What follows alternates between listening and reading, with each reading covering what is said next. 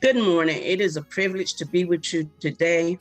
Our lesson will come from Psalm 84, and the title is Our House.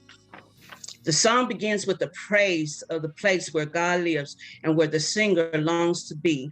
He's happy to return if even the lowest position, being a doorkeeper or a humble servant, just the privilege of spending a day, just one day where he feels comfortable will be better than living 1,000 days with those who don't love God.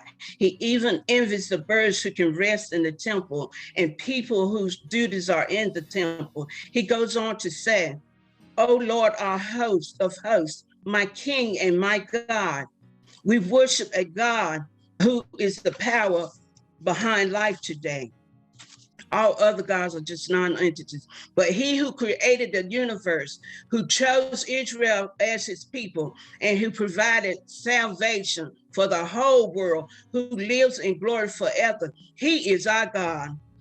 Because the doors of the churches are now closed, we should not close our heart to worship and praise, but always let our hearts be open to God so that he can come in and do what he needs to do.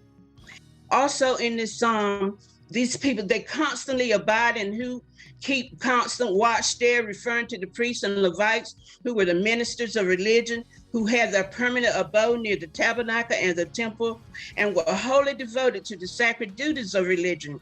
Their every passion was love and every duty was praise.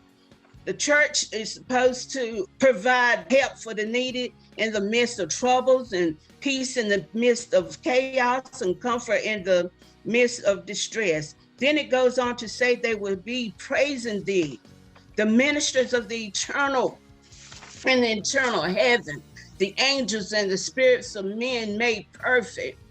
Today, there are ministers and members of the church here on earth who follow the same example. In spite of what we're going through or what we've been through this past year with COVID and this pandemic, we have not turned our hearts away from God, but have rather gotten closer to him. We will continue to praise and worship God because when we get to heaven, there will be a permanent residence.